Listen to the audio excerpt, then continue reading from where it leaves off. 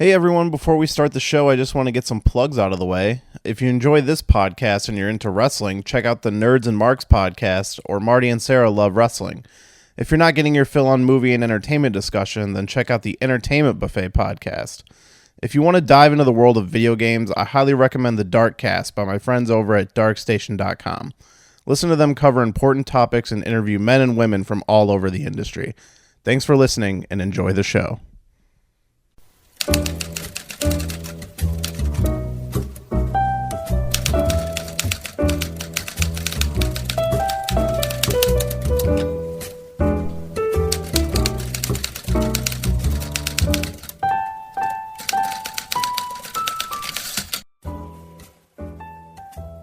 Hello, everyone, and welcome to Shelved, episode 21. I am your host, Jeremy Meyer.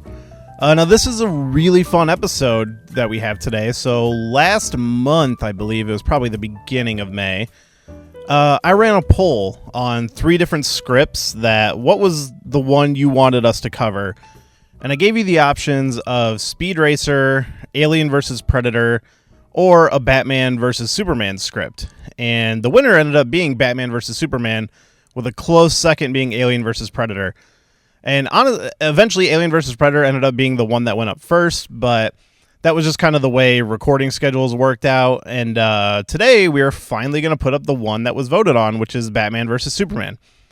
Now, it doesn't actually have the name Batman vs. Superman. The script is just under the title of Asylum, and it was written by Andrew Kevin Walker, who wrote the Spider-Man script we covered, wrote the X-Men script we covered, and I believe we have a couple more written by him. So kind of an all-star writer to be featured on this podcast. But I sat down with a new guest this week who is Jordan Pryde, who is the host of, or one of the hosts, I don't know how he refers to himself, of the Nerds and Marks podcast, which is a podcast that we are happy to advertise at the beginning of every episode, where they sit down and they kind of do similar stuff where they talk about entertainment and movies and wrestling. And it's a really fun show. You should give it a listen. And I met Jordan through a mutual friend, and he found my show through the advertisements we ran on Marty and Sarah Love Wrestling. So we ended up kind of just meeting and talking on Twitter and really clicked. And I think that shows in this episode. We had a lot of good conversation. And I do want to warn you, we trail off quite a bit just because I think we really enjoyed talking to each other. We seem to have a lot in common.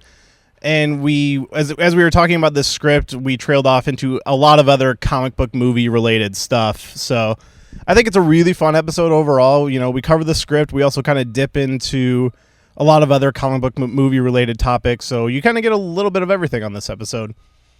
But I'm not going to delay anymore because I really want you guys to hear this one. So, as always, if you want to follow us on social media, you can at Shelved Podcast on Instagram or Twitter.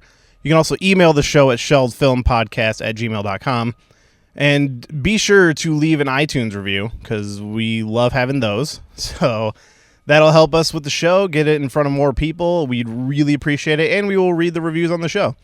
So without further ado, I'm going to call this script Batman Superman Asylum with my guest, Jordan Pryde.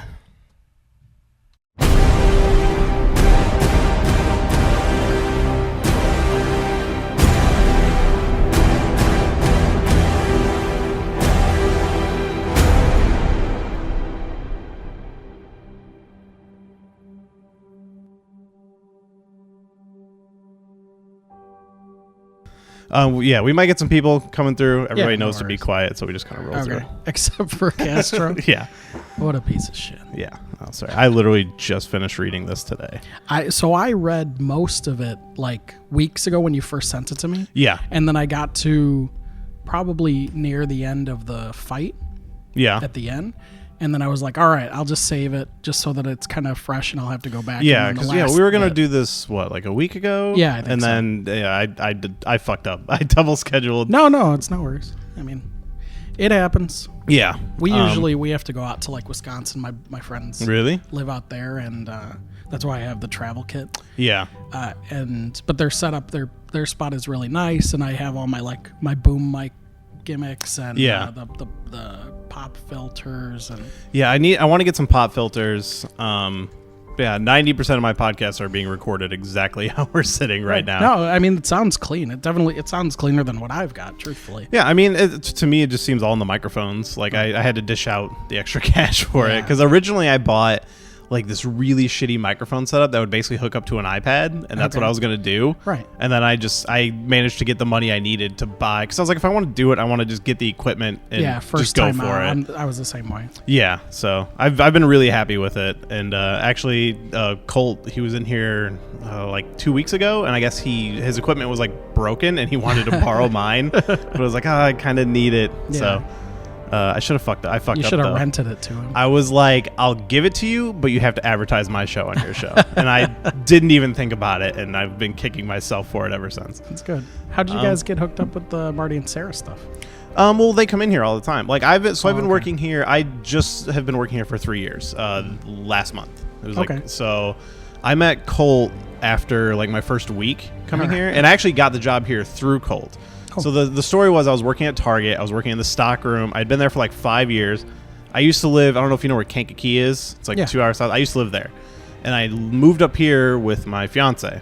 Or she lived up here. We were like a long distance thing, and I moved in with her. Okay. And I was working at the Target there, and I was just in the stock room one day, and I was scrolling through Twitter, and I knew about 1 Hour Teas from Colt's podcast. Mm-hmm. So I was following him on Twitter, and he put out a message saying that they were hiring. And I don't drive in the city. I've lived out in the country. I hate driving in the city. It's the worst. So I lived in the country my whole life. So city driving to me, it gets a little scary. So I just kind of pulled up in my maps, and I saw it wasn't that far from where I lived. And so I was like, all right, let me just shoot an email. So I emailed my boss, Ryan, and just like, I work hard, blah, blah, blah. And I sent him in a resume, and he's like, yeah, come in, do an interview. It probably won't start you for a couple weeks. I came in, and they literally wanted me to start that day.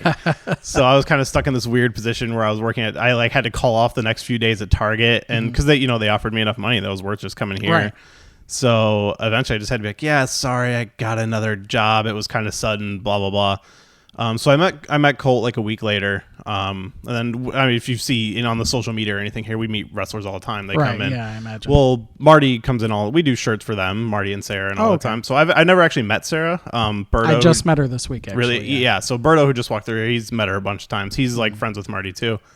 But, Marty came in, and I talked to him and Colt every now and then because I knew I was going to start a podcast, and I would just kind of ask him some tips and advice and stuff. Okay. And they talk about on their podcast all the time doing the F, Marry, Kill and how people could sponsor it. And I was like, I was doing my podcast for a few weeks, and I was like, well, why don't I just try to do that? And so I, paid up to do the sponsor of the F, Marry, Kill. So I've been on there a couple times now. I think I've done it. Yeah, they mentioned that's actually where I found out about you. Yeah, and it's honestly where most of my listeners come from. And when I look at my iTunes reviews and stuff, it's clearly a bunch of wrestling fans. So I always thank everybody for that. And I mean, obviously, a lot of people who are on here, it's all people I work with or stuff like that. So we're all wrestling fans anyway. And they're all plugging it to their wrestling fan friends. That's cool. Yeah, pretty much everybody who listens, I think, is a wrestling fan. I've got a couple of friends I've just met through Twitter, but that's been one of the most fun parts about it is meeting everybody. I know we talk on Twitter all the time. Right. So I'm listening to all your stuff, and every time you say something like,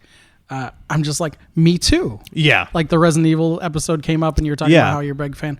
I've been like Resident Evil 2 is my favorite game of all time. Yeah, that's in my top 3 video games of all time. Putting over all that stuff, I was just like, me too. Yeah. And then like your distaste for the DC stuff, which I'm very interested to hear what you're gonna do. Oh yeah, I'll actually tell you my plans for that off the air. Yeah. Because I'm kind of hoping to start that soon. Did you see Wonder Woman? I did. Did you like it? Yeah, absolutely. It was really. I'm not a fan of what they've put out so far in the DCU. Yeah, me neither. But Wonder Woman was a win. Yeah, it was we did a review on the show. Okay, yeah, I haven't listened to that one yet. I got caught up. Oh, it just went up like today. Oh, okay, so, yeah. So on the not the last episode I did, but like 2 episodes ago, a guy told me about a podcast called Geek History Lesson. I don't know if you've ever heard it. I added it because I heard it on your thing. Yeah, I've been doing a deep dive on that. I just went through and clicked on every episode of somebody I either know or wanted to know. So I've just been marathon. I get into trends where I just marathon podcasts. Yeah, me too. So a lot of my normal stuff has kind of fallen on the wayside for a few weeks. weeks. Yeah, my whole queue is like wrestling podcasts, and I haven't touched much of any of those because I've added so many like movie podcasts and geek stuff, some of the stuff that you talked about. Yeah, that's the thing. I ended up deleting a lot of my wrestling podcasts because I just, that's what I would go marathon episodes and I get sick of it, and it's like, well, let's listen to movie stuff. And I'll marathon movie stuff and then back to wrestling, and I'm kind of all over the place. But yeah, so far I'm kind of on this geek history lesson thing. That's a great show. I haven't started it yet. I'm very interested. I'm going to get to it. I'm going to enjoy it, I'm sure. It's a really fun show because there's always a ton of comic book characters I want to know about, and just I don't know where to start reading, and they always do a recommended reading section at the end, so that's kind of the most helpful thing.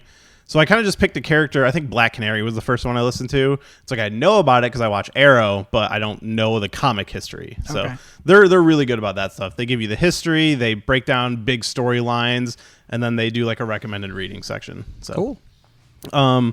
But you mentioned your dislike of the DC stuff. So specifically, we can talk about this a little bit. What was your opinion on Batman v Superman? It was awful.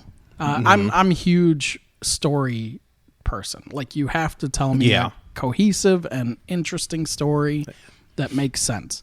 And they did not do that at all. There's no good story in there. And I'm that person, like, I think you said the same thing. I'm going to go see the movie. I'm going to pay for it. And then I'm going to buy the extended edition, even though I hated it. Yeah, me too.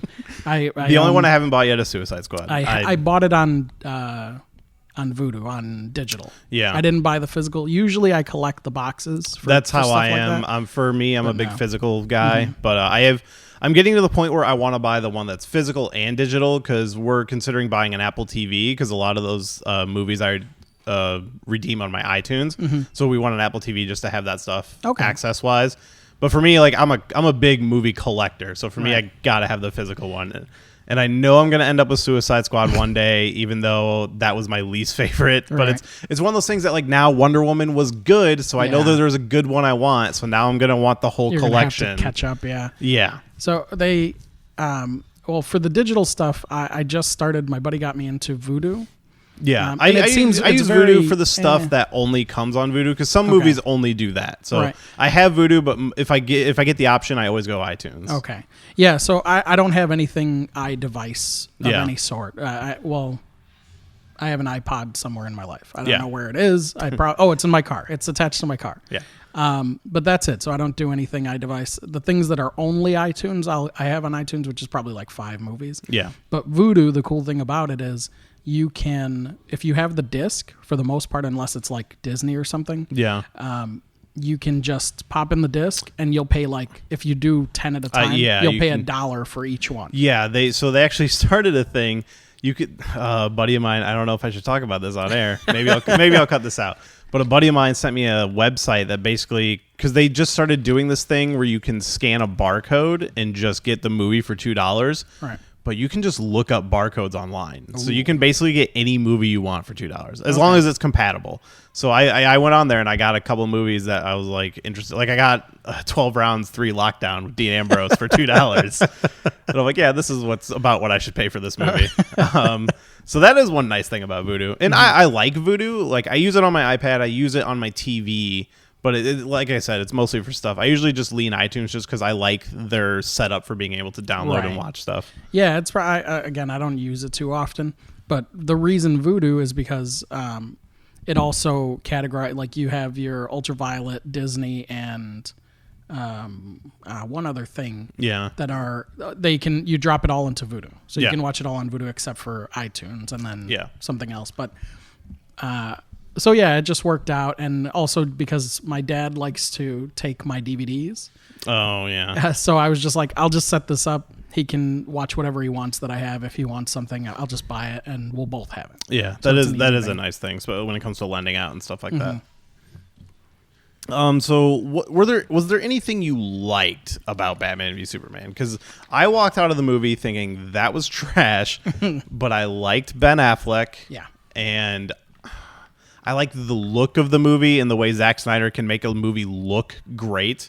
And yeah, we talked about this on the Nerds and Marks podcast, was if you got Zack Snyder and somebody like Joss Whedon, which is kind of sort of what we're getting with Justice League, not really, but if you put them together and you let Zach do his visual thing, Yeah.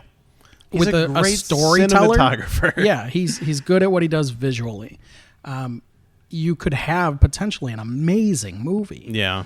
And if you keep David Goyer as far away from it as possible. We as had a that writer. conversation too. You might our friend Zach came on the podcast, and he's got a master's in essentially what is comic books. Really? And he does like lectures and stuff on it. And he just went left on the whole David Goyer involvement in every comic book movie that we've seen recently that's like dark and gritty.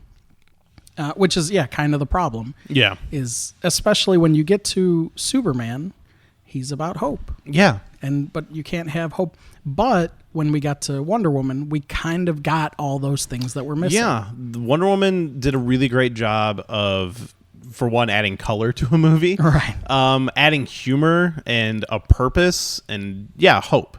That's what the character is based on, and Superman is completely devoid of that in both versions we've seen from Zack Snyder. Right. So what's your history with like comics? Are you a comic reader? Do you dive in on this stuff? I have a big stack of old comics that I got as a kid, and I've read a good portion of those. I mean, my education probably begins with like Spider-Man and X-Men on Fox in the Saturday mornings. That was a big part of my childhood. Right. This morning, I have all of the seasons of the Batman. The Batman animated series on DVD. Right. And I brought in the first season. We watched Mask of the Phantasm, and then we watched like the first disc of that show. That was like my childhood, like after school every day. It's one of the best shows that's ever been. Oh, and it holds up so well. See, I have it. Right now I have a rule where I'm not going back to watch anything old. Yeah. Unless it's something like was in the theater, I just bought it on DVD. Yeah. Or whatever, and I'm watching it now. So I'm trying to expand on that and watch stuff that I've never seen. Because if not, I'll go back and watch like Breaking Bad 37 times. Yeah, I've kind of been trying to force myself into that same situation because I have a ton of movies on my shelf that literally haven't even been opened. Like I bought Gravity when it came out and have never opened it. Haven't watched it. The only time I really watch anything is when we're at work because we have these giant TVs. I don't know if you noticed. Yeah. So we put on a lot of stuff here, like whatever's on Netflix or HBO. But we literally, like a week ago, hooked up a Blu-ray player, so now we're bringing in stuff. Good. And it's kind of the only way I rewatch anything. Yeah, I think you mentioned to me that you haven't seen Firefly. You own it. But I own Firefly. Haven't even opened it. Please watch it. I really want to. It's one of those things. It's just finding the time because, like, when I'm here, I should bring that in here. I wonder It's if an anybody easy would watch. want to watch it. I don't. If you can pay attention, I would suggest doing it. If so you maybe can't, not I don't know. here. But it's such an easy watch. I mean, it's like what 10, 13 episodes or something. Yeah, it's only one season, and it is good. Yeah, it is worthwhile if you're a Joss Whedon fan in general. Is the movie worth seeking out? Serenity? Yeah, it was very, very good. Okay. I mean, you have to watch it after Firefly. Yeah. It's that's kind of like the ending, right? Since they got canceled. That would be the last thing that they did. I think they did expand it in comics, maybe. Oh, okay. But yeah. Yeah, that is what it is. So I mean, I think everybody. It's safe to assume everybody's a pretty big Batman fan. Where do you fall on Superman? Because for me, Superman is the one I've always cared about the least, but have most tried to get into, and just it's always me bashing my head against a brick wall. It's like there's some stuff I really like. I always recommend Superman Red Sun, which is where he becomes a communist. Story, right. And there's been a couple, like Superman Birthright, which is a retelling of his origin, is very good. But overall, like I try, like a lot of my DC stuff, I jumped in the New 52 is when I started really reading comics, like hardcore. Like I was reading older Batman stuff before then, but that was when I started getting into everything. So I've tried reading that Superman run, and I've read the first issue of the first volume maybe 6 times, and I just always end up stopping. I'm the same way. But okay, so I started collecting comics in 2004, maybe. Okay. So I have a huge chunk. That's what I skipped over. Sorry, I jumped all over the place. I do I'm that tangential too. like crazy. I started collecting, and I have pretty much everything that I read Superman wise, X-Men, Marvel or DC wise. I don't really go outside of that. But I none have of the indies or everything straight through from 2004 up until probably I'd guess 2008 or 9, whenever Civil War ended. Yeah, because I think that Civil was War 2008. Okay, so that's 2008 is when I started buying comics. Okay, like I was always a fan, but it was usually through the TV shows or movies and stuff. Same. I had a few things here and there, but that was when like I had a job, I had money, and I'm like, oh, I can just start buying these things. And it Right. was through Amazon. I was buying collections of Batman and stuff. Yikes. Amazon is such a trap, but I love it. But I will say, if you're okay with browsing the used section, I ended up, so Ultimate Spider-Man is one of my all-time favorite comic books. Loved. Actually, that's what got me back into comics. Was Ultimate Spider-Man. The greatest comic book run of all time. Brian Michael Bendis is a fantastic writer on that series. And I ended up getting a lot of those volumes because, for one, there's a lot of Ultimate Spider-Man, so it's easy to find that stuff super cheap. But if you would browse the used section, you can get them for like $2 a volume. And like, if you bundle them up, you get free shipping on Amazon. So I'd get like 3 or 4 volumes, spend like $15 to $20. So, and some of them, most of them were in great condition. There's one I got to rebuy because it came really shitty from a library.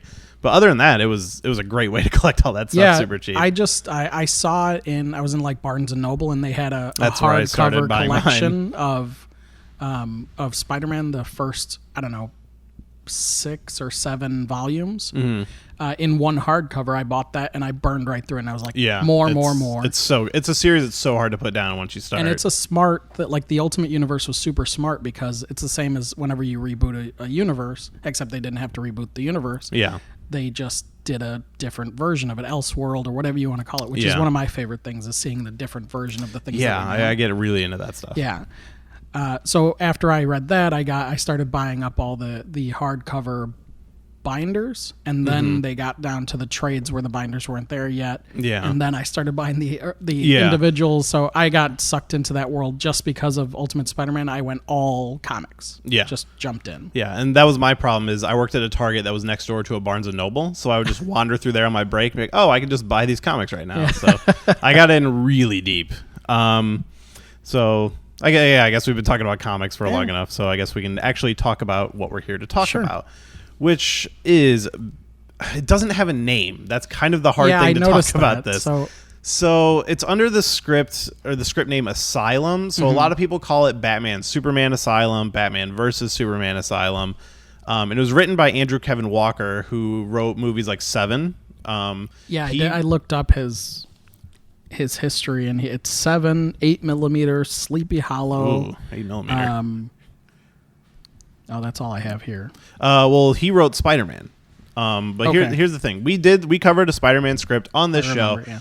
The script we covered was his draft. That script was written in 1993. The movie came out like 2001, 2000. It would have been 2000, 2001. Yeah. So he's the credited writer on that script, just because of the way the Writers Guild works. Like, I don't know all the rules because I'm not part of the Writers Guild, but it's like certain rules, like people have to be credited based on how much work they did on it. Right. But that script was in 1993. By the time we got to 2001, I would say about 60% of that script is the same as the movie. Okay. So it's him and like some other guys on the movie. Goldsman. Yeah. So he wrote. We covered an X-Men script on the show. He wrote that as well. This is Andrew Kevin Walker. Yeah. Okay. Because the other guy, the one that did Akiva Goldsman. Are you talking about the guy who's credited on this for doing the rewrites or whatever? I didn't even look that guy up, honestly. He's Batman Forever, Batman and Robin, iRobot, Cinderella Man, I Am Legend, Fringe. You just made something make a lot of sense to me. And something having to do with the Dark Tower?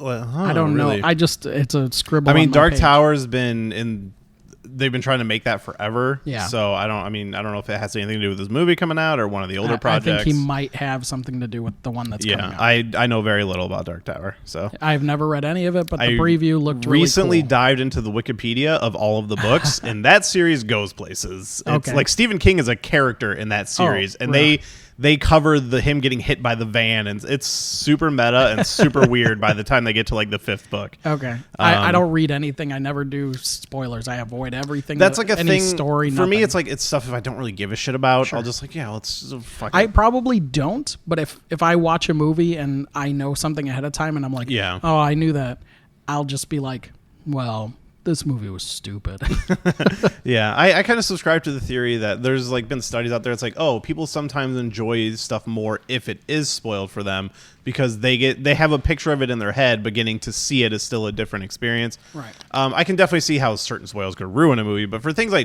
don't care that much about, I have no problem. Just tell me about this thing. I'm one of those crusaders that'll never shut up about you spoiling any small minuscule I mean, detail. I never want to spoil anything for somebody. Anytime I talk spoilers on the podcast, I always give a heads up. Unless it's been like a year or something, then you're on your own. Right. We have it's an 8-year wall. If you get to 8 years and you haven't seen it, it's your own fault. Man, at this point, the way time moves, I just feel like a year and you're done. Yeah. I'd be okay with that, but there's a ton of movies that I've never seen. Yeah. And have been spoiled for me forever, but yeah, like I've never seen The Godfather. If somebody was to come in here and tell me exactly, I mean, I know what happens in The Godfather just because everything that's parodied it or referenced it in some way. But if somebody was to come in here and tell me what happens in The Godfather, I couldn't even be mad. But somebody spoiled the ending of Breaking Bad for me after like 3 days, and that pissed me off. That's the worst. But I still ended up enjoying the show. So yeah, I mean, it's for me, it's the best show that's ever been put out. Oh, it's the greatest thing from beginning to end. Better Call Saul, though, I think is giving it a run for its money. Very good, yeah. Truly enjoying that. Yeah. So you made something make so much sense to me. Is you said that the other writer, he worked on Batman Forever and Batman and Robin. Uh-huh. So one thing I noticed about this script, and as far as I can tell, the history of this was around, is it dated 2002? I think it might be. So this is post Batman and Robin. Comic book movies were kind of in the shitter until X-Men and Spider-Man came and saved it because Batman and Robin almost killed the genre. Yeah. Dated 2002. Okay. So their plan was they wanted to reboot Batman. So the first thing I believe they did was they tried to do Frank Miller's Batman Year One, which was the first episode of this podcast. And that fell through. So the next thing they did is they're like, well, what if we did Batman and Superman? Because this is also before Superman Returns, and that had Superman had been since was it 80s when the last one? I didn't really watch those Superman movies. Yeah, it would have been 80. But Superman 4, 5 or it was something, maybe. really bad. So they had. I'm not even sure I've seen it. It's the one I've maybe seen the most, which is weird because it used to be on TV a lot when I was a kid. Okay. But I don't really like any of the Christopher Reeve Superman movies, mostly because I'm not a Superman fan. I know people hold those up, but I'm a big mark for Zod.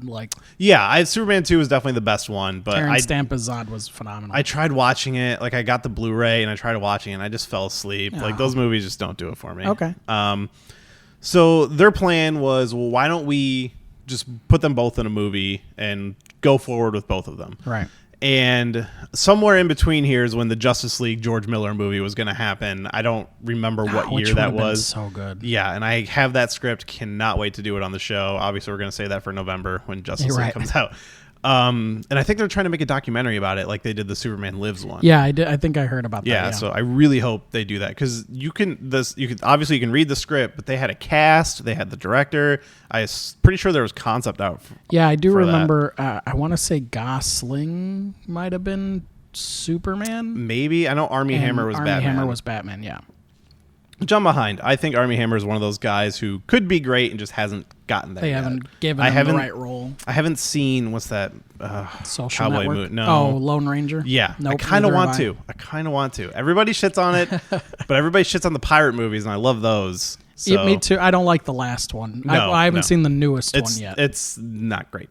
Okay. I watched it over the weekend. I haven't heard anything about it. It's kind of on par with the fourth one. I don't think the fourth one is terrible, but it's just aggressively average. I've forgotten completely about part 4. I don't know anything about it. I don't know not one moment of that movie. I'll say this one has better action scenes, but it's not great.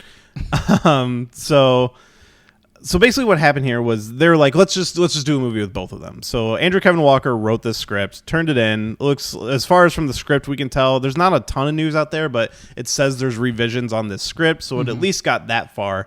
And then it was basically turned down because they said it was too dark.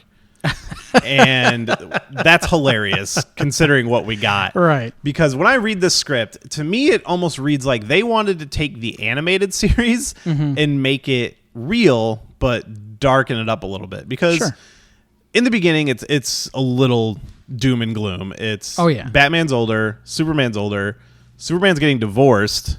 Everyone in Batman's life is dead. That blew me out, the divorce thing. So I think I'm kind of curious of where we're both going to come at from this script. Because I will say I was pleasantly surprised by some things until we hit the third act. But yeah, so right in the beginning, Superman's getting divorced. Everyone in Batman's life is dead, but he's getting married. Right. And it sets up an interesting point in their lives. Clearly, we're going with the older Batman. which they've been chasing that Dark Knight Returns for years, and then they fucked it up when they did BVS. So we immediately get Bruce getting married, and we're getting introduced to some characters. Like, we learn that Commissioner Gordon is dead. Assuming old, they never say he was killed in action. Yeah, there's no mention of what happens to him. But Barbara is now the commissioner. Right. So we still got a Commissioner Gordon. Which is Batman Beyond, right? She's I do believe that was it. Yeah. And actually, one thing I missed is at one point they were trying to make a Batman Beyond script, and that is one of my holy grails of this podcast. It's, as far as I can tell, it's never been out there. But if that ever hits the light of day, I'm going to snatch that up so quick.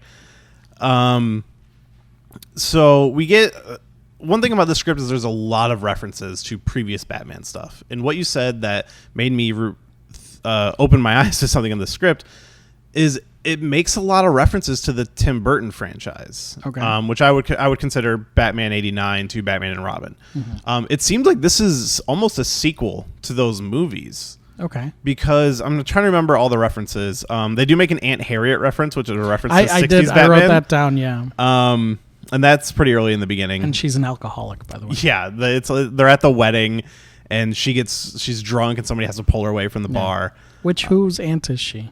I know. I don't know. In the TV show, obviously, she's Bruce's aunt. Yeah. But in this world, I don't think if he doesn't have any family, they just refer to. I just assumed she was a character that everybody just called Aunt. You know, right? Maybe she's like Alfred's. She's the maid to Alfred's butler. Maybe. Because he takes care of her. Alfred is also dead, which is another. So Batman's basically alone. But he's having this happy moment. He's getting married, and at the same, at one point we got Batman going through the happiest moment of his life, Bruce kind of going through the saddest moment of his life, where he's getting divorced, but seeing his friend. Which is an important thing I will say about the script. Batman and Superman are friends, and I think it plays well. Yes, it's a realization I had about BVS is maybe if they were friends in the movie, you would have cared at least a little bit when they fought, or maybe if they knew each other or had any sort of connection in any way, shape, or form. Yeah, that was something I tried to get behind in that movie. Of he hates him because he's scared of him. Fine, whatever. It just didn't work. No. But I really like the idea of their friends. So pretty quickly, Bruce's wife is murdered because Bruce can never have anything. Killed by, which seems pretty obvious to be Joker venom, which we don't learn for a while what it actually is. But spoiler alert, it's Joker venom. And this sends Bruce on his downward spiral. So everyone complained in BVS that the reason that they fight is pretty thin. And I will say that is a consistent thing with this script as well. I'm not sure I agree with that. I will say it's handled way better in this script, okay. But the reasoning is still a little thin. So in the beginning, Superman stops a terrorist from destroying a building. The heroes, they call it the Heroes Monument or something, because that comes back later. Yeah, I just remember picturing it being that big Superman monument that's always around. Yeah, but it's basically a tall tower, and it's got like a dome at the top because that comes into play later. Yeah, at the end. So Superman stops a terrorist, and as he's flying away with him, gets sprayed with kryptonite and leaves him a message saying this is only the beginning. Right. The same message gets left to Batman when his wife is murdered. So they know it's the same person who killed Bruce's wife, and this is basically what sets them on their course to eventually fighting. Is he blames Clark for letting him go, and it's an interesting aspect. It gives them a reason to be mad at each other, but it definitely just feels like, Bruce is in his grief, and he just wants to take it out on Superman. So from that end, so that's the beginning of the conflict, but the actual conflict winds up being Bruce wants to kill Joker. Yeah. And Superman will not let him. Yeah, and that's the part I was into. Right. Like, so that's, to me, that was the central conflict between the two of them, was Bruce was determined and so was Clark. Which is a great way to set it up, but the problem is they know it's a setup. Like, once we get into the third act, we literally have a conversation with them, or I guess this is the end of the second act, where they have a conversation where Bruce is like, or Clark is like, hey, they're pitting us against each other. Joker is doing this on purpose to get us to fight. And Bruce is just like, I know, but we're still going to fight. Right. And to me, that was kind of like, why would you make them realize that they're kind of gonna go head on and still have them do it. Well, I think, again, the concept is Batman is going to kill Joker, and he knows that if he doesn't put Superman down, that Superman will not let him. So I think that's the conflict, whether Joker's, orchestrating the whole thing or not. Bruce, even knowing that that's what's happening, has still lost somebody significant in his life, the only person significant in his life, because of Joker, left alive. because of Joker, and slightly because of Clark's inability to stop a villain. Yeah, it's just one of those things where like they've known each other for years and they know each other's values, and it's like I feel like this could have been worked out, and you don't have to fight about it. But I think that's anything in any. It's handled way better than in the movie we actually got. Yeah. And there's no Martha moment, so already points. So basically they spend a lot of time apart from each other in this movie, because while Bruce is kind of diving into his depression, Clark goes to Smallville. And again, his parents are assumed dead. We don't know when this takes place, but it's clearly in the future at some point. It's definitely a couple, I'd say maybe 15, 20 years. Yeah, like we assume Alfred is dead because he was old. We know Dick was murdered, which is, they do a lot of references I was not expecting, because we get a moment in the Batcave where we literally see the Batgirl costume, the Robin costume, the Nightwing costume, and I never thought we would kind of deep dive on that stuff. So while Clark is in Smallville, which I wasn't really sure what he was doing there, and then when we finally kind of see what he's doing, it's like, this is something I think could have been fixed in rewrites, but basically his ship is powered by kryptonite, which seems odd. Yeah. And he takes the mask from the police, the evidence room, and somehow his ship analyzes its fuel source, and so he's going to swap the mask with the kryptonite in his ship, because the mask has traces of kryptonite, and somehow that's going to analyze it and tell him something he needs to know. Right. And it was a big gaping hole that they were like, well, we probably should fill this with Superman's science. Not the science guy. That's Batman's job. Right. So that was a little confusing. And you'd think that he'd have more resources than to go to his childhood ship to analyze something. Why didn't we get the Fortress of Solitude instead?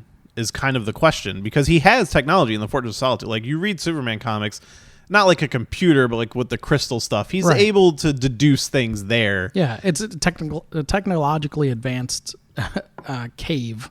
Yeah, so I don't understand why it had to be in the spaceship in the basement of the barn. That I didn't really understand. Maybe just they were planning for the budget. Yeah, I guess, because I will say they might be blowing the budget on this kind of awesome action scene we get in the middle with Batman and Joker. So the whole thing is Joker is supposed to be dead. And Batman gets led to believe.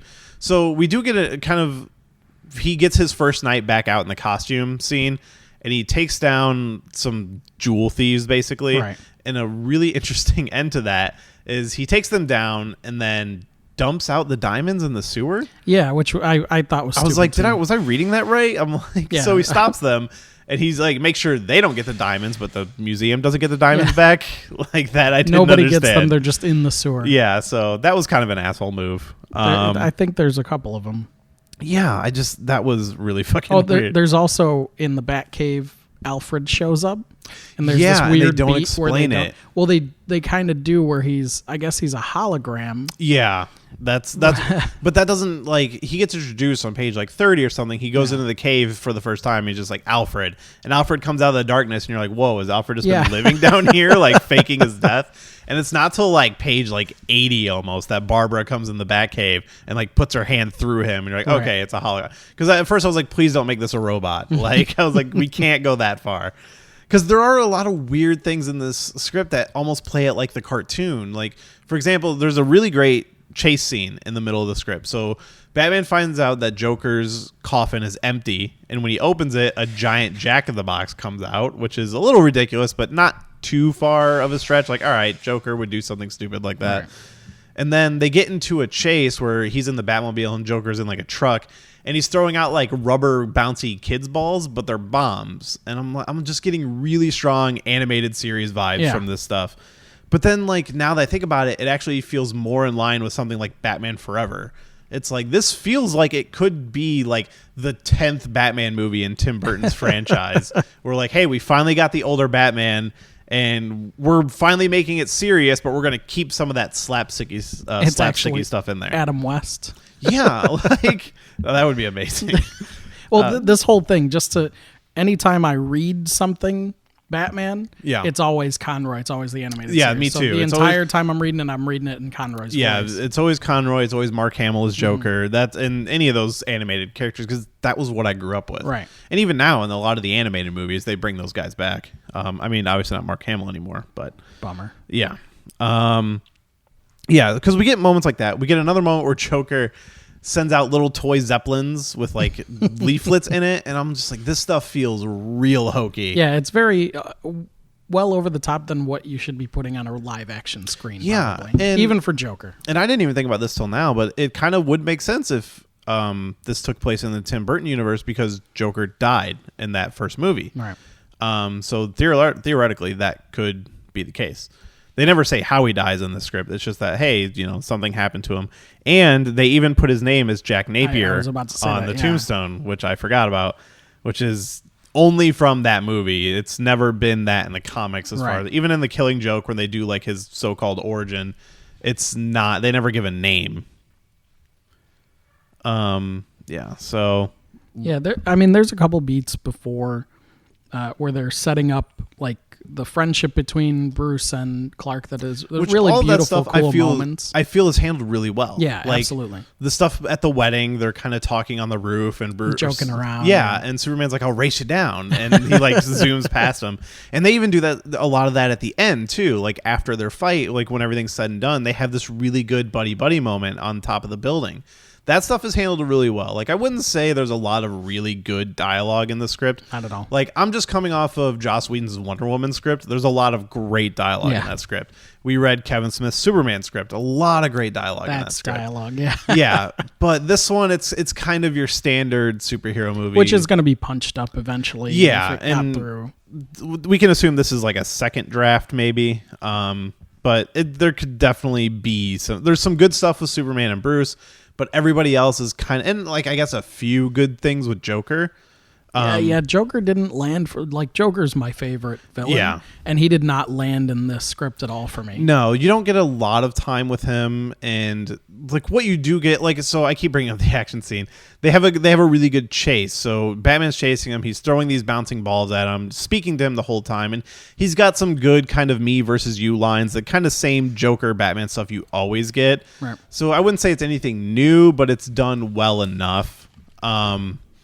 And I like the scene because they blow up the Batmobile and Batman ejects out of it and he grapples to the roof of this armored car and then he's beating on the bulletproof window. I was like, up until this point in the script, it was starting to feel like a chore. Once I hit this scene, I was really into it. It started to move. I don't know if you felt that at all. Reading action can kind of get bogged down in a script. Is this your first time reading a script? This is my first script. Well, no, I read back when it first got released, that Resident Evil script that you guys did. I read that long ago, like in grade school. Yeah, it was like late 90s, early 2000s. I think I can remember sitting in like my 7th grade library computer reading it during lunch or something. That was maybe the first script I ever stumbled across, but I never actually read it. I just heard about it and read about what was in it. And I just never thought to actually read it. The first script I ever actually read was the Prometheus script that we did a few weeks ago. Okay. But yeah, it's an easy read, but I most of the time. But if it's action heavy, it's kind of hard to get into it without the feeling of the characters. I will say this is one of the better action written scripts that I've read, because some of them can be. A really good example is The Matrix Reloaded, when.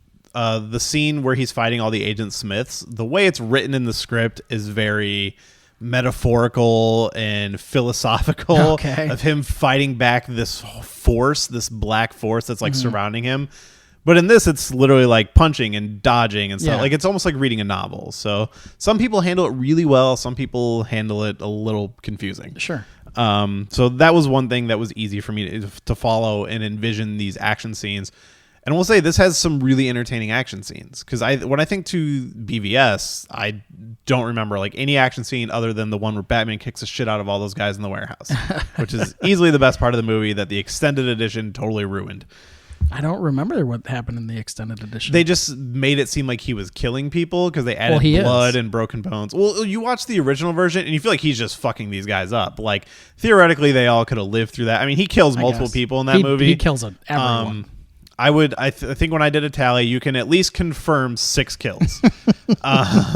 Which there's a great picture I tweeted like when that movie came out. It's a picture of Batman from the comics saying, "I would never kill anybody because there'd be the same amount of murderers in the world." But then there's a picture of Batman from Batman v Superman. It says, "Yeah, but if you kill a lot, that number goes down by like a bunch," which is exactly how I felt about that movie, where they basically made him the Punisher. I said exactly that, was that Batman is the Punisher in those. That's what's good about this script, is the crux of it is he's going to go kill Joker. And the whole point is Superman is trying to stop him. And it would be his first kill. Yeah. And we watch Batman v Superman and we can just assume that he's been killing people for years. Oh, yeah, unquestionably. And the thing that makes him stop is when Superman dies. Yeah. So it kind of totally ruins the character. Which they don't even have a relationship in order to do it. It's nonsense. No, because the implication of the ending is they become friends because they have the mom with the same name. And then he thinks that he should be a better person because Superman dies. Like, the end. And in this, it's like we get the whole thing of their buddies, and you can see how they relate to each other. And this horrible tragedy is a strain on their friendship. Yeah. And it just plays so much better. And it made it a more entertaining movie. So, like, when I came away from this, I was like, if this came out, I think it would have been a much better movie. Yeah. But the ending really kind of... I have the same, like... most of these movies, especially now, that third act, the fight scene is going to be something that you just kind of have to live with. I don't think there's anything... I couldn't name one movie right now in the comic book universe at all. Yeah. Where the third act, that fight is like, ooh, yeah, maybe like Avengers. Yeah. But even then, it's that's just the that spectacle, standard. Right. Yeah. And it was the first one that really started everything going that way. Yeah. Even right now, I'm trying to think. Yeah. And so like Iron Man is kind of the one that comes to mind just because that first Iron Man movie is really great. Right. And again, it was the first one in the line. And they had it was just, it's always the same thing. Where, I don't remember anything from the Thor movies. I mean the elves in part 2, which I like too a little more. The stuff coming down. Me too. Oh, Doctor Strange is one. I love the ending of that movie, but that's because it was so different. Yeah, it's because it's not what we're used to. It's not that fist fight battle explosion. Yeah, and world. Guardians for the same reason, because we're gonna have a dance off. Yeah. But yeah, I mean, but you think to like The Dark Knight, I remember the standoff with Two-Face and I love the action scene at the end with Joker, with the cops and the clowns. Like the action in the Nolan ones hurt me a bit just because the way they're cut and edited. Yeah, they're so poorly done. I thought it was it's either too fast or way too slow. I thought it was better in The Dark Knight. Like in Batman Begins, it was definitely better than Batman Begins. And I think each one got better with that because by the time The Dark Knight Rises came out, you could see everything. And that fight with Bane is probably one of my favorite. Oh, the first one or the second one? The first one. Where it's just this brutal, quiet. There's no background music. Yeah, and I just love the moment when he's just pounding on his face and he pulls off the mask. Oh, it's so good. But yeah, like this one, and you think to Batman v Superman, I don't remember a single moment from their fight. I do see that. I disagree with that. I will disagree. I thought their fight visually was fantastic and kind of the way that it should have gone, where he's peppering him with the kryptonite and then he's going at him, and I think it was well done to a point, but it was one of the better things in my mind. How many times have you seen that movie? Ooh, I've probably only watched it the one time in the theater and maybe twice when I got it on DVD. I've seen it not even three times. Okay. I watched the theater, I watched the extended cut, and then we watched it here at work once. Okay. And I remember like the one moment where he's swinging him around in the bathroom, and that's kind of it. But this, I will say, I actually really enjoyed the fight. Like, they're throwing in a lot of big moments. They're kind of throwing each other all over the city. And there was a lot more memorable moments. Like, I like he pulls in the ship or the bat plane to come hit him and like is shooting missiles at him. Like it just felt bigger and more bombastic and memorable. Whereas in the movie, it kind of takes place in an abandoned building, and they're destroying. I mean, it's kind of like when they're fighting in this one. I think they're downtown in Metropolis, and they've cleared out the downtown because they know it's so happening. The whole thing was kind of the same concept earlier as in BVS. Earlier in the script, Joker steals the bat signal in his way that he's going to signal him later, right? And then he sends out the toys with the pamphlets, kind of saying their fight is going to be here, because the whole point is he's like, you never should have retired. Like, it should always come down to you and me. That's how it always should have been. And we've gotten this far and ignored the whole Lana Lane thing. I forgot about that. So while Superman is in Smallville, he hooks up with his old flame Lana Lang, which I didn't read Superman comics. I know that was his high school sweetheart, I think. And I don't know what happened. I think they're also playing off what you know maybe from Smallville. I did not watch Smallville. Okay. It might be worth a watch. I don't know. I never. So that was a CW show, right? Yes. Before it was a WB show. WB show.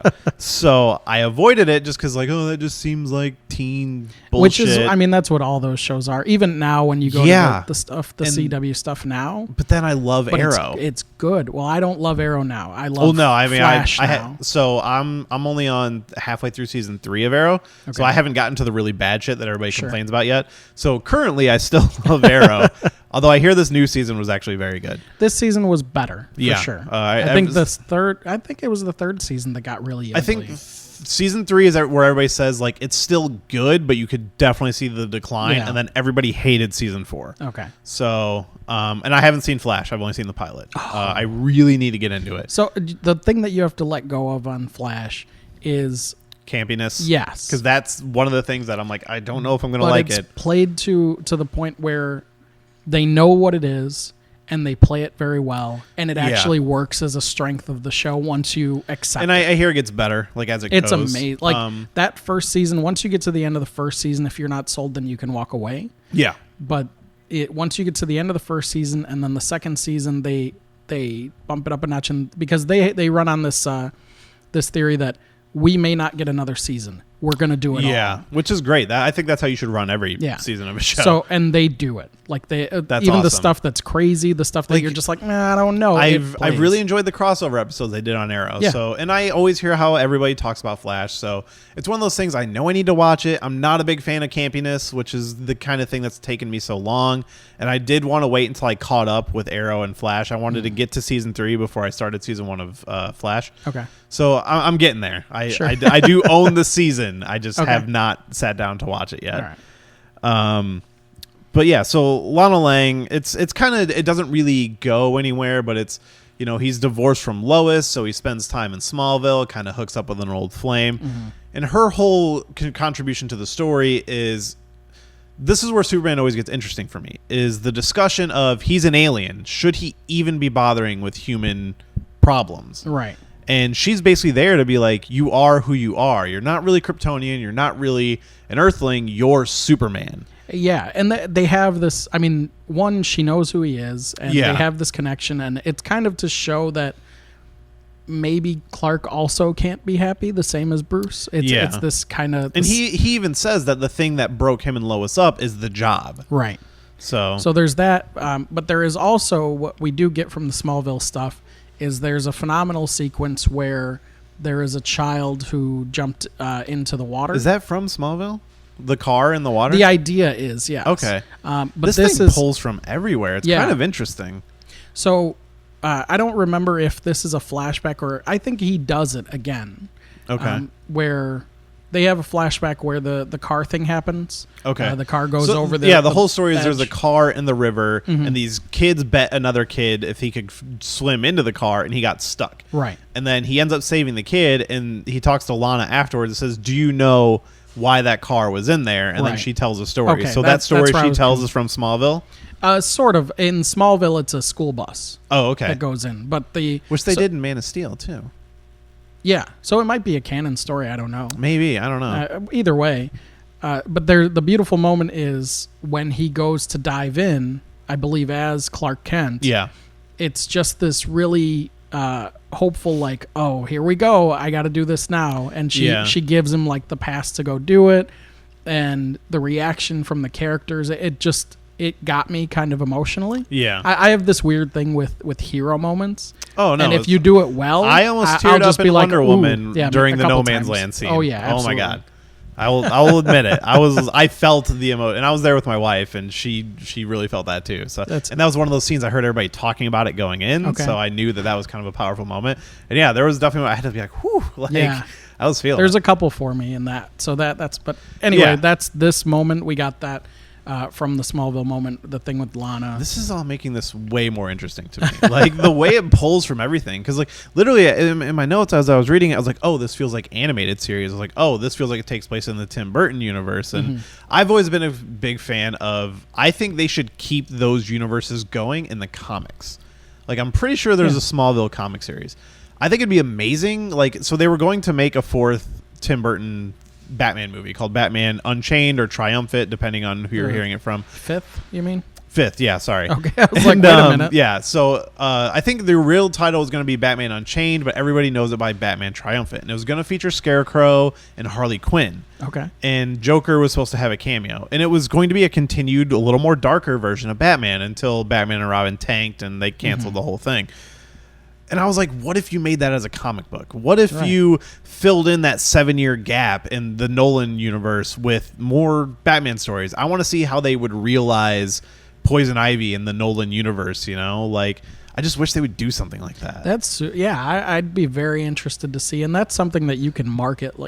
But I guess the problem with that is you've put a stamp on your cinematic bit. So it'd kind of be like, all right, Nolan, nobody cares. Shut up. Yeah. You're not really done. We've got to pull Bruce out of retirement. And to me, it's like one of those things that I just selfishly want it. Oh, absolutely. No, I'm with you. But I get that I can see why it's not something that they do. I think there was talk of doing it with the Tim Burton one for a little while. Okay. And I can see it doing it now where you kind of like that one we've you're had far time to enough rest because they're kind of like they brought back Adam West and Burt Ward for Batman Cape 66. Crusaders. Well, that and the there's an animated movie that just got released. Oh yeah, I didn't see that, but I heard that was really good. But that's kind of I can see that. Like, give it a little time to rest. Yeah, and then start telling that story again. Yeah, to me, it's like, all right, we're doing the Zack Snyder stuff now, so let's do the Nolan stuff again. But yeah, that's it. They just seem to be pulling all this stuff into the script, and I didn't even know about that Smallville thing. So like, I picked it up from the other movies and the comics and stuff, but it honestly makes it more interesting. So I think we should like the middle of this is kind of, it's a little boggy. There's not a whole lot going on. It's a lot of stuff we've already kind of discussing philosophies and things like that. Right. Handled way better than Batman v Superman did. And again, I think it's because they're friends is what makes the improvement. Yeah, there's a relationship that you can connect to, sure. Yeah. As opposed to just an alien who brought a bunch of aliens with them from the first movie. And then you kind of so never mind. We're not going to get into this. We'll skip over that. So we do get Lex Luthor in the script. So Superman goes to see Lex Luthor, and he's in jail, and he tells him about, at one point we were developing a project with not the State Department, but Defense. Yeah, the Defense Department, basically of how to stop Superman. And the idea was blowing up a kryptonite bomb in the atmosphere or in orbit and surrounding the Earth in kryptonite so Superman could be killed. Sure. Which interesting. I could see that plan in a Superman comic. So he thinks Lex is involved because the kryptonite that was in the mask that he analyzed had traces of the radiation from a previous Lex Luthor kryptonite bomb. Right. But he's saying that he has nothing to do with it. And, that stuff's easier to come by now than it was back when I was out of prison, is what he says. So Superman kind of lets him go, but on the condition that he only talked to Superman that he could get 10 minutes with his lawyer, which to me is already a bad idea. Yeah. And it does not go in the way I expect. I thought he was going to somehow get his way out of prison by talking and being smart. Superman said something that he shouldn't have, and instead we get the weirdest fucking thing I have ever seen where Lex is in there with his lawyer by himself, and he's like, theoretically, if I clone the Joker and pit Batman and Superman against each other, would I be held in legal, would it be bad for me legally? And the dude's like, yeah, in many ways. It wouldn't be good. Yeah. And he's like, oh, well, it's all hypothetical anyway. And he's like, you're not going to tell anybody, right? And he's like, no, lawyer, or not patient, but client confidentiality. He's like, oh, yeah, that doesn't matter, though, because he's going to kill him. Right. So, well, I think he actually says, you're not going to tell anyone. Yeah. And then the lawyer says, well, no, I can't, blah, blah, blah. And Lex says, no, it wasn't a question. Yeah, he's like, so... We just and cut. Here comes the weird part. Oh my god, this is so weird. So it's previously mentioned that Lex has very long fingernails because you assume just from being in prison, but apparently he's been growing these for a fucking weird ass purpose. So the guards come in and it looks like Lex is strangling the lawyer, but what they find out is Lex is actually the body of the lawyer who he somehow killed and shaved his head without anybody noticing. Mm-hmm. And Lex is in the place of the lawyer and uses his long fingernails to stab these police officers in the back of the head and basically lobotomize them.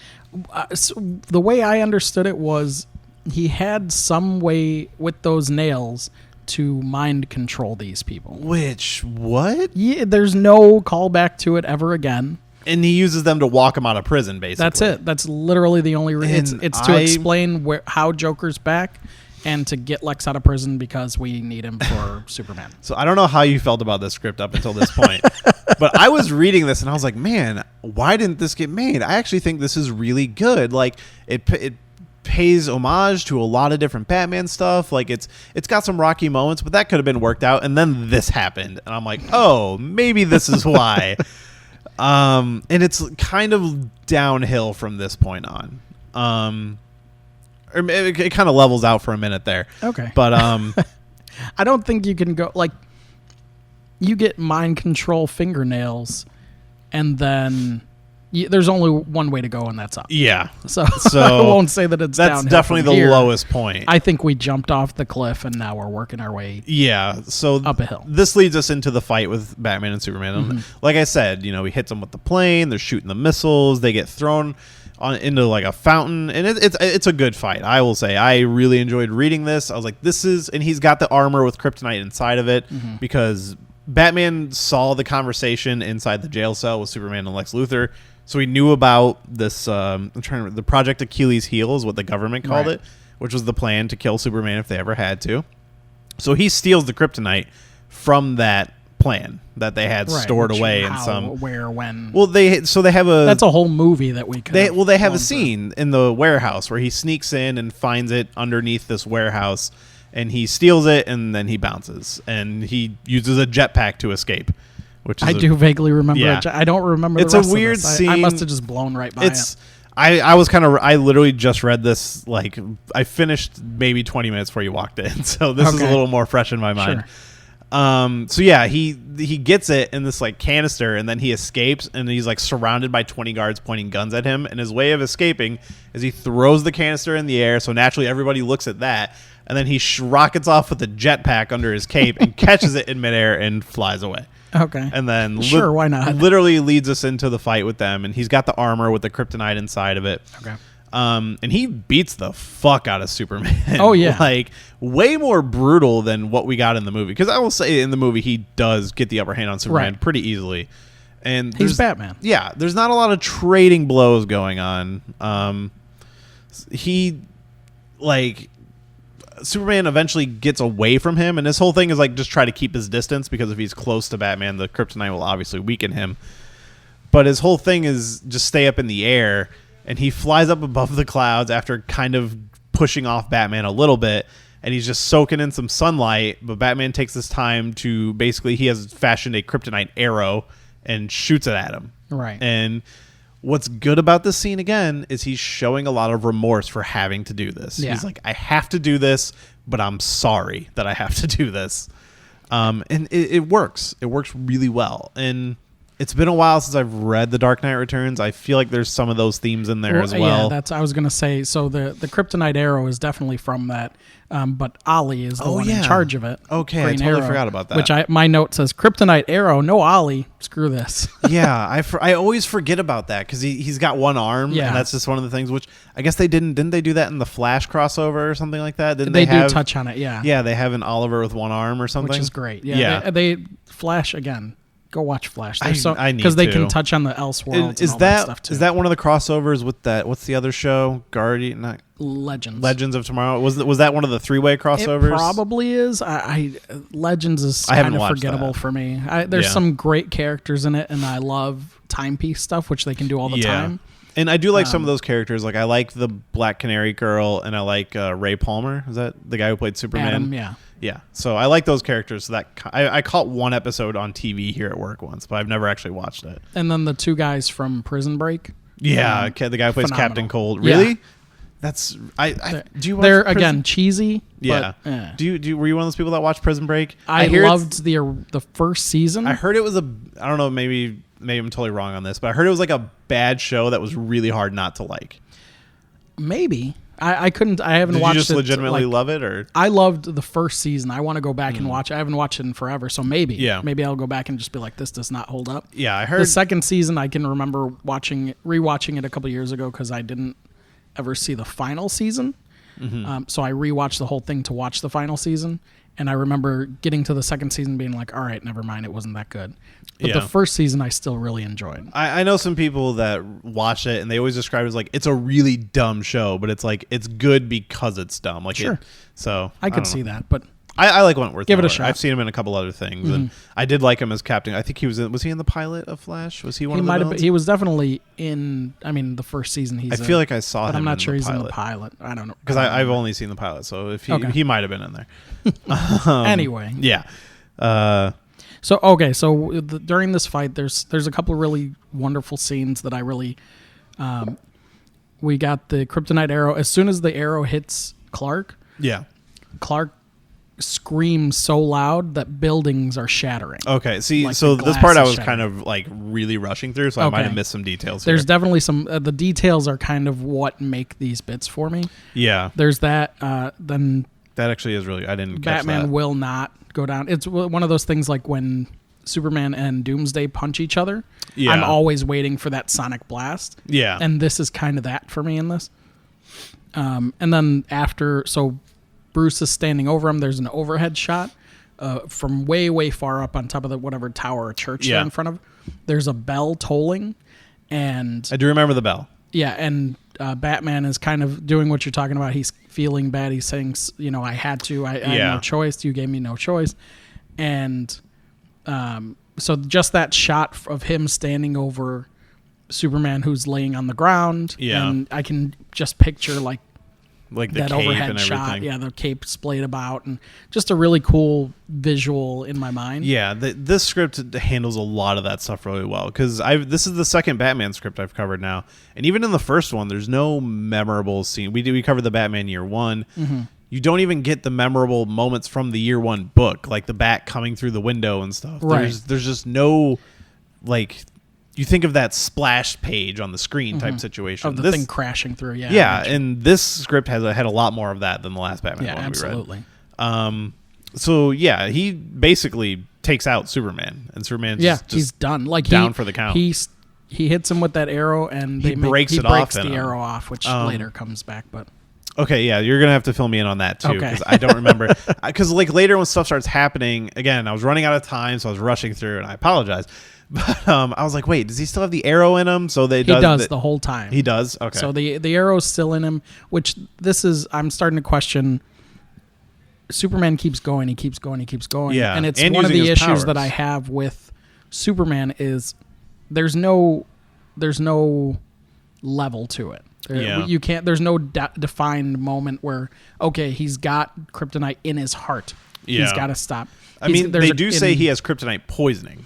Right. Well, he says that, and which isn't really true. It is true. I don't know. We'll get to that, but it seems to kind of come and go whenever he needs to use his powers. That's his whole. That's Superman as a whole, which is part of what a lot of people don't like about him. Is he's so invincible that the one thing that can kill him never kills him. Yeah. And in Superman Returns, going back to that, he literally has a planet made of kryptonite that he physically picks up and throws. Yeah. And you're just like, all right, there's no level here. While he has a knife broken off inside of him. Which is the most badass moment in that movie is where he really breaks that knife off in him. Yeah, so we got Superman laying on the ground, and now Batman wants to get up. He falls to the ground at the bottom of the monument from the beginning. And so Batman's like, well, the Joker's at the top, so he's going to go up there. So he jetpacks up, and it gets to the point where runs out of fuel. So he clicks off the jetpack, and it falls as soon as just so he can reach the top. Climbs up and comes face to face with the Joker, who's basically given the speech that I was talking about earlier. You were never supposed to retire. It was always supposed to be me killing you, one more death type situation. And Joker has these minions that are kind of Jeeveses. Yeah, Jeeveses or whatever. They're Jeeves, but is it Jeeves? Yeah, okay, like butlers. Yeah. So there were two of them earlier in the script that were helping him during the car chase. He ended up killing them, and he's got two more. And these ones are capoeira experts, apparently. Yeah, I was unclear as to whether they were real people or if they were like engineered something. It seemed like real people that he was injecting with some sort of chemical. Sure. So Joker reveals what his plan was all along is that he created Bruce's wife. And I mean, those are the words she's a he real uses. person. Yes. But yes, he convinces her, which we didn't really cover that everyone knows, well, everyone being Lex and Joker know who Bruce is, I think. Yeah, no, Joker definitely knows, and Lex, it's always implied in the comics that Lex always knows, but he's not going to gain anything by putting that information out there. Yeah, but he does have his back turned to him when he has his mask off in the first place, and then I think he throws the hood back on before he turns around to see Lex, so I don't know. Spoiler alert, Lex is showing up. Yeah, Lex definitely calls him by his name. Okay.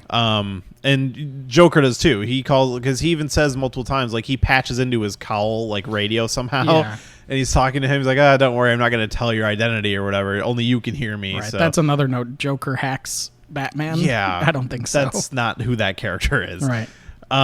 So he basically tells him that he set up the whole thing. He wanted to give him his happiest moment so then he could take it away. Right. And that was his punishment for retiring, basically. And he's basically like, I was gone for 2 minutes and you gave it all up. Which by gone he means dead. Right. Because we have already learned that Lex is the one who brought him back. Do we know how Joker died? They never say. Okay. So again, this could be after the Tim Burton movie. Who knows? That's my theory. I'm going to stick to it.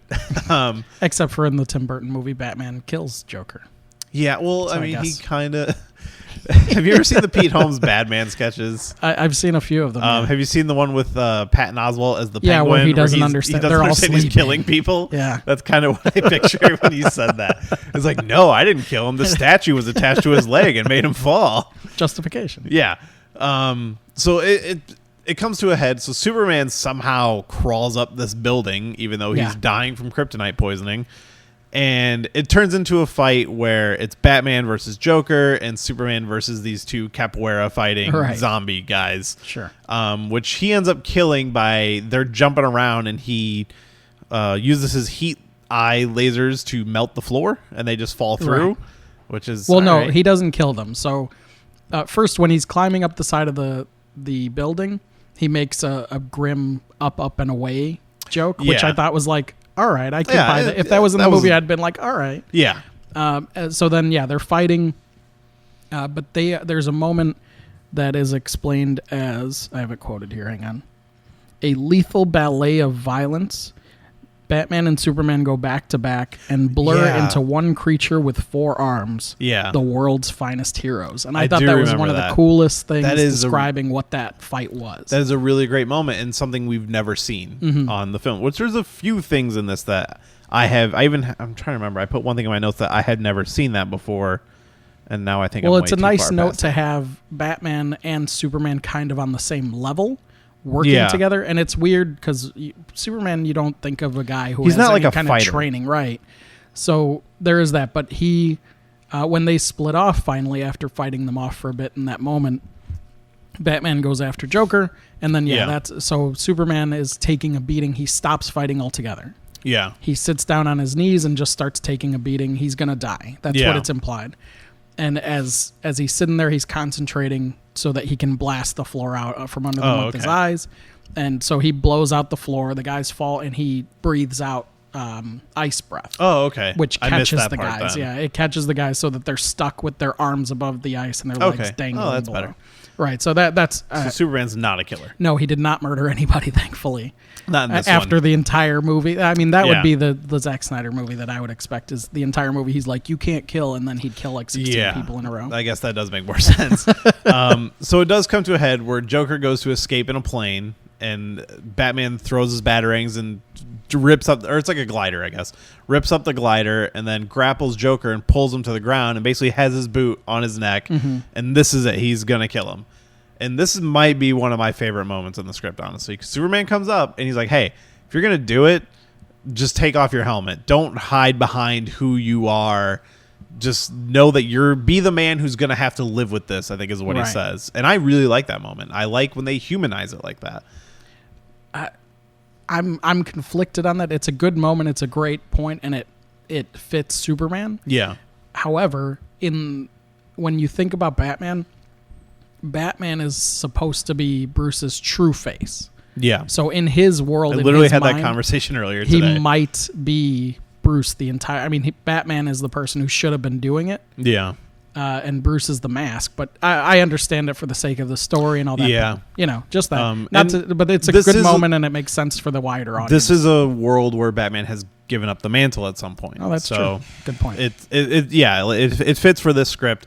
But I always point out the moment in Batman Beyond where there's an episode where there's like a fake Bruce Wayne or something. I don't remember the details of the episode, but I remember the ending where Bruce is talking to Terry and he says, I knew it wasn't me because in my head, I don't call myself Bruce. And he's like, what do you call yourself? And he just looks at him and gives him a smile. And that's the implication that he sees himself as Batman. And that's something that's the one thing I'll say the Nolan movies never got right. Yeah. Man, if we could only get like Michael Keaton as Batman in Batman Beyond, that would be awesome. Originally the idea was like Clint Eastwood, which I would have totally dug, though I don't know how far he would have gone with that. Yeah. I've heard that rumor as well. I think Keaton as at this point, old Bruce would be amazing. That would be a great one-off movie. Yeah. Like, you don't have to do a Batman Beyond series. Just give me the one. But they will. Yeah, just do Return of the Joker. It's the only great Batman Beyond story anyway. But you need so much story to set that up, too. Yeah. But, I mean, it's at the point where everybody knows Joker. You can just do it. So, yeah. So Batman decides not to kill him because he's Batman, and this movie gets it. So Luthor shows up. And this is one thing we have not seen in a movie is Luthor wears his armor. Which is awesome. Yeah, which is Usually. I kind of popped for that moment. I was like, oh, fucking awesome. Like, seen it in the video games, seen it in the cartoons, never seen it in anything else. Yeah. Oh, I mean the comics too. Yeah, so his powers in his armor, though, it's a little weird. So the armor seems to basically give him super speed because it's a lot of talking about how he's moving normal, but Batman and Superman are moving slow, and you're going to tell me he's moving faster than what Superman can move? Well, remember, Superman is slowed down completely. He's slowed down by the kryptonite. I'll give you that. Which we'll get to how he gets back. Yeah, so this is, from this point on, you might have to take the reins here a little bit because I'm a little fuzzy. But basically what I understand is Lex is basically just beating the shit out of both of them, and he has Superman on the edge of the building and is just repeatedly kicking him in the face. And this is where I kind of get fuzzy. Okay, so Lex takes over the fight, obviously, from the beginning. He's just pummeling them. He ties Bruce down with a girder, and Bruce is wearing his big armor, so he's stuck. Superman's taking a beating. Bruce presses a button on his armor, and the armor retracts so that he can slip out. Yeah. And then he starts taking the fight to Lex, and he tells Clark, you know what to do, and he just starts fighting, whatever he can do to keep Lex distracted while Lex isn't paying attention to Superman. Superman crawls to the east side of the building. Okay. It's nighttime most of this time, by the way. Yeah, it's kind of like dawn is just starting to happen. So they see the dawn coming over, so Clark is going to look for the dawn. He falls to the bottom of the monument building, and that's where the sun starts hitting. So that's what he's off fighting. That's actually really cool. He's trying to get powered back up. That reminds me of a moment in the Superman Lives script where they're in Brainiac's ship, and there's like he's put holes in the ship so there's sunlight. So he's like getting choked, and he reaches out and touches his hand to the sunlight and absorbs it. Like, I like that kind of stuff. And those effects that they always go back to, which was done well enough in BVS too. Yeah. where he's really pale, like he's withering That away. when the bomb goes off or Yeah. whatever, the moment they do from Dark Knight Returns. Yeah, and then the sun hits him and he fills back out. That's what's Yeah. happening in this scene too. Yeah. So what I do recall during this scene is it seems Batman and Lex go off the side of the building and they're both tumbling towards the ground. Yeah. But Batman basically pushes himself up above him and he's wearing the metal suit, so Lex falls faster. Right. And as he's falling, Lex plummets to the ground, suit explodes, and then as Batman's about to hit the ground, Superman catches him. Which is a really great moment. Yeah, too. and he's got the line of like, took you long enough, basically. Yeah, and he he's says, just like, complain. Yeah, that's exactly it. Batman Yeah. says, close enough for you. Yeah. And Superman says, And complain. They just nail it with the dialogue Yeah, between it's these really- two in this script. I really love that stuff. You understand their friendship. Oh, we did miss that Lex, which is one of the parts that I hate the most, Lex discards Joker. He throws him off the building. He kills him. Nobody catches him. Nobody. Yeah, nobody even We attempts don't know to. if he's dead. We never Yeah. see him again. I don't think they mention him at the I end. kind of wrote that off as like, all right, he's a clone, so nobody really cares if a clone dies, I guess. I guess, but I would care. He's still Joker, and he's still Yeah. in this universe. But also, he throws him over, and Joker screams. He doesn't laugh. Yeah, which I was like, nah, come on. man, it's one of my favorite moments in The Dark Knight is when he throws him off the building and he's laughing on the way down. It's an That's amazing, how it should be. amazing moment. And yeah, that's exactly what I expected. And that's the last we saw Joker. I was really bummed by it. All you gotta do is change one word, screaming to laughing. Yeah, that's it. And yeah, I agree. So we basically get our wrap up. We got Barbara there because Joker was there. She says that's her jurisdiction. Yeah, they're in Metropolis, by the way. Yeah. So she's talking to Superman and she's kind of like, how is he, you know? And he's just like, yeah, he'll heal or whatever. And it's basically just them moving on. Like they've come through this point in their life. You know, they had their conflict.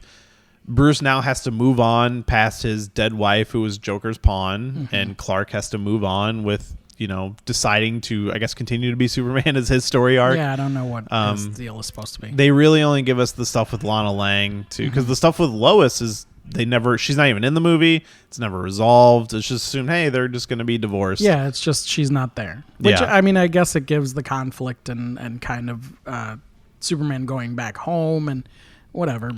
Yeah. That's the other thing that I forgot is Joker points out, he's explaining that he's the one who set his wife up and did all that stuff.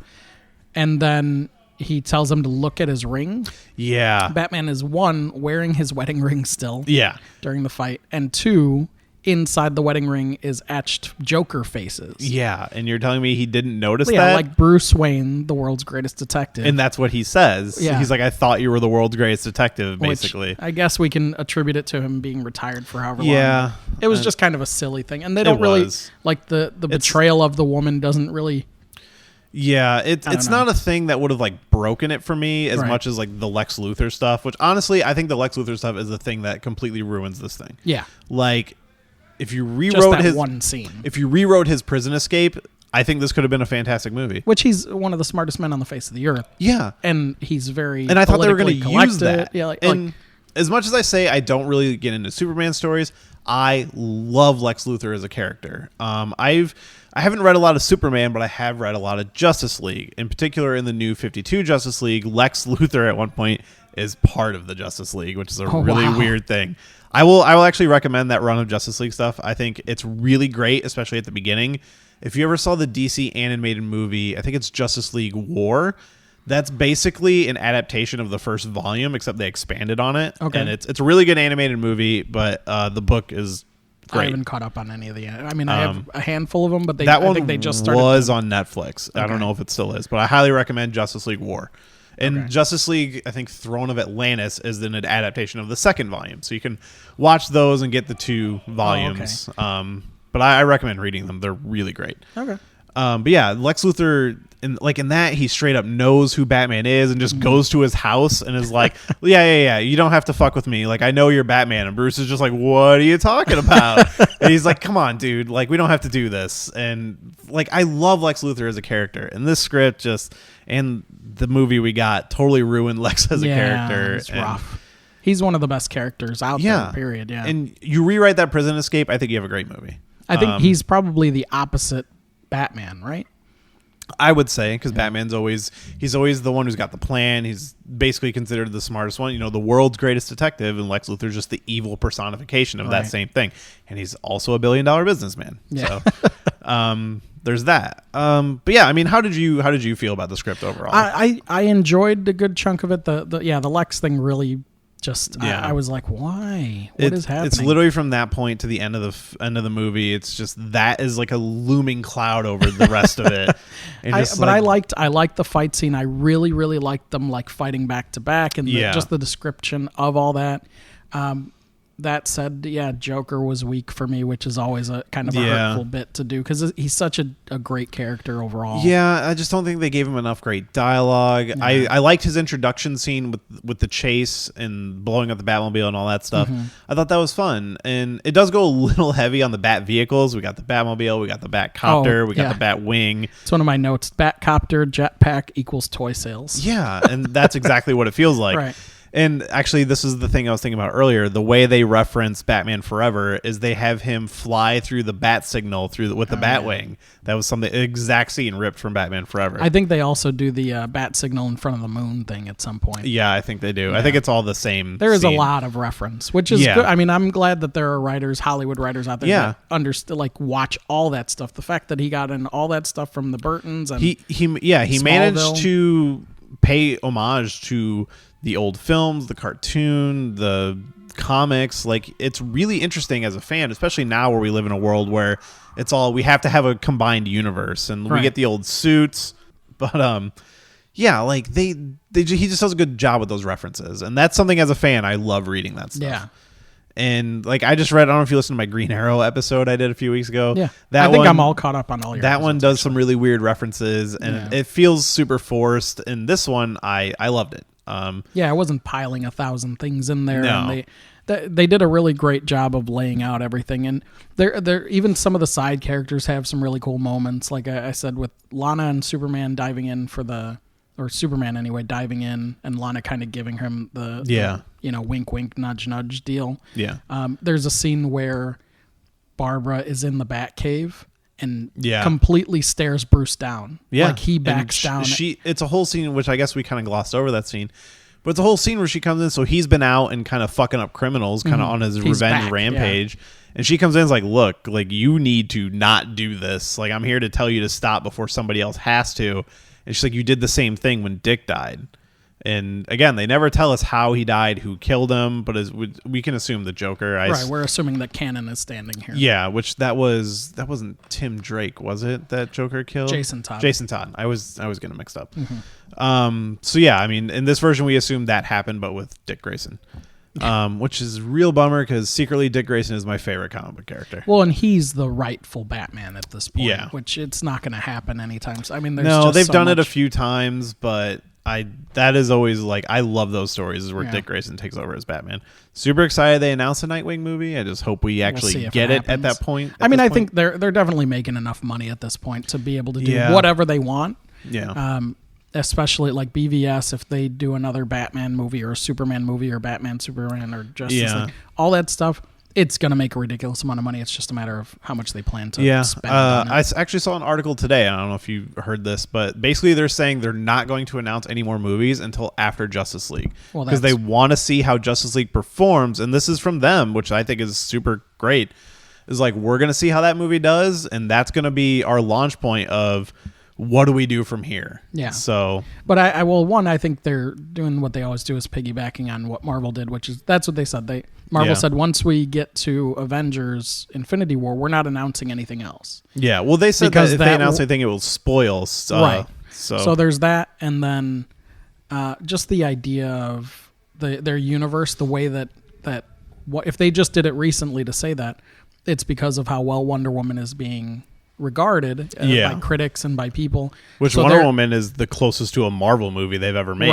Right. Well, it's as close to a superhero movie that they've ever made. So the problem with this, aside from Batman, DC is probably the brighter of the properties over Marvel. Marvel has so many more dark characters than does DC. Yeah, you look at Superman, Wonder Woman, Aquaman, Cyborg. They're all very bright characters. I can only speak for the more recent stuff, but like with a lot of the New 52 stuff and now the current Rebirth stuff, even Superman and Justice League is kind of super dark, and that whole Justice League run begins with a Darkseid invasion and builds up to the war with Darkseid. Ooh, I love Darkseid. Yeah, again, that first volume, highly recommend it. And again, you can just watch the animated movie. The animated movie actually handles things a little better. It's got some it's got some good comedy with Hal Jordan.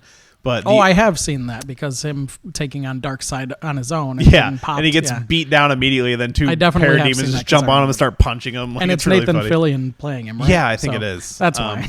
Yeah. No, that movie is really great, and the book is really great as well. And it leads up to this huge 2-volume spanning Darkseid war, which is super crazy. So, but I think that's a reaction to how well the Dark Knight series did. Yeah, so they went a little darker, but now they're learning that they took you it don't way really too need to do far. that, especially in the movies. And Batman is the dark one. That's what he. And the thing was, there was no humor, anything, no no levity, love, because you watch Dark Knight, it's dark, but there's tons of funny moments. Right. Like him and Michael Caine are joking all the time. Yeah, the Joker's even funny, even when he's meant to be a scary character. And Batman v Superman is just so dour. Yeah, it's and depressing. devoid of any sort of brightness or humor or heart or love. And it's amazing to me that this got canceled because they said it was too dark. Well, different time, man. Yeah, I understand. I guess, but it's before the Nolan series. But Nolan handles that stuff that way. Yeah, and again, it's Batman. So Batman Begins was what, 2004? That sounds about right. Yeah, and so that was the thing that changed comic book movies. It was now we have to do them serious, you know? And because before that we had Spider-Man and X-Men, pretty fantastical, but set in a realistic enough world. X-Men is a dark series, just the theme of it anyway. Yeah, I don't know Spider-Man was more of a, you watch those movies and you're this takes place in a world out of the comics. Everything's a little colorful and, the world is not like this. But Batman Begins is hey, what if a guy put on a bat costume? Right. And it's really well handled. Yeah. Batman Begins is probably my favorite Batman movie. In my opinion, it's the best Batman movie. Yeah. The Dark Knight is just a great crime movie. Dark Knight is a great movie, an amazing Joker movie. But Batman Begins is more true to what Batman is. Right. Exactly. And I've said that on the podcast. I've said it elsewhere. That's where I stand on that. How much hate mail do you get? None, surprisingly. I think a lot. You'd be surprised at how many people say Batman Begins is actually the better movie. Because I actually hear that in a lot of places. I hear a lot of people down talk Batman Begins just alone, not comparing it to anything. Yeah. And I'm just what? I love that movie. First of all, I love The Dark Knight. Don't get me wrong. It's in my top 2 comic book movies. Okay. Right underneath Spider-Man 2. Really? Spider-Man's my all-time favorite character. So for me, and just seeing that movie in the theater at the age I was, it was just a lot of things lead that to me. For that being my top movie. I understand. Yeah, a lot of people hold it up there. I don't, but only because I think Spider-Man 1 and 2 are the exact same movie. If you lay them out right next to each other. I mean, they are. You're not beat wrong. For beat, they're the exact same movie. To me, Spider-Man 2 is just such an improvement over the first one, especially if you watch them back to back. And Doc Ock is just so great in that movie. Yeah, except for if he got punched by Spider-Man, then he'd go down in one shot. That's He's one still thing you human. don't really understand. Yeah. But that train sequence is incredible. Oh, yes, I do agree. That train sequence is one of the best scenes in comic book movies, maybe even movies in general. And again, Spider-Man is just my all-time favorite. I'm actually kind of worried about Homecoming for that reason. Just because I look at the trailers and I'm that's not my Spider-Man, but it might still be good. I loved the new kid in Civil War. I think was amazingly done. I just don't think we've seen enough of him, and I thought he was fine, but I'm still just I'm not sold yet. Yeah, the first trailers probably the bits. Like I said, I try to watch one trailer and then I go dark unless it's in the theater. Yeah. Where I can't avoid watching the trailer. I will watch the first one, and the first one did not sell me on Spider-Man. No, Homecoming. it didn't. I will say the second one, I don't know if you've seen the second one. The second one sold me more. And no, they put out one recently that shows a lot more of Michael Keaton. I think he's going to be really great in that movie. I expect him to be amazing. But yeah, I don't know. I'm just a little worried just because they're kind of plucking things from different Spider-Man. Like the Miles Morales Spider-Man, who I love in the comics. Which I didn't get to ever. It's really great. I actually really like that I need stuff. to do the rest of Ultimate. I would really recommend it. They handle that stuff really well. Yeah. And even the current stuff, now that they're kind of in the same universe, is done really well too. But his best friend in the comic is this kid named Genki, who's this kind of chubby Asian kid. Which is what. And he's in Homecoming as Peter's friend. And I'm just that's just not what it was. And to me, it's nitpicky. And it's because I'm such a huge fan. Sure. But I'm sure it'll be great because Marvel hasn't really messed it up yet. A couple mediocre ones. Yeah, but they haven't Batman versus Superman yet. No. So it's just that's kind of the one thing. I'm just like, I'm sure it'll be good, but I don't know. Sure. But yeah, I mean, I know we're kind of all over the place. Yeah, but that's it's my fun. my It's fun thought talking process, about man. this stuff. I will talk all day. If you needed a guest for any of those breakdowns of any of those movies, Yeah. we're probably gonna do some. Like, I kind of want to go back and do all the comic book movies of all time ever. Yeah. And sit down with our crew and do a breakdown of those bits, but Yeah. I definitely want to do the DCEU, the I'm three movies. planning some stuff I'll tell you about off air. I don't Okay. want to say it on here Sure, because sure. it might be happening soon. I don't know when it's happening, so I just Right, want to you get don't it want done. a time frame. I got you. Yeah. But yeah, I mean, do you have anything else to say about this script? Overall, how did you find it? Again, I mean, the first half was solid. Once we Yeah. got to Lex and kind of Joker's stuff, that's fine. Yeah. The fight I liked. The fight with Joker I still kind of liked, and the Jeeves, like I said, the back-to-back stuff. And then the end, again, Lex is once you get to that third act of any superhero movie, it's kind of okay. Yeah. Let's get to that punch fight, Yeah. and then hopefully there's a couple explosions. Yeah, I mean, I will say I'd read a little bit on this script, and a lot of people seemed really down on it, like, oh, thank God this didn't happen.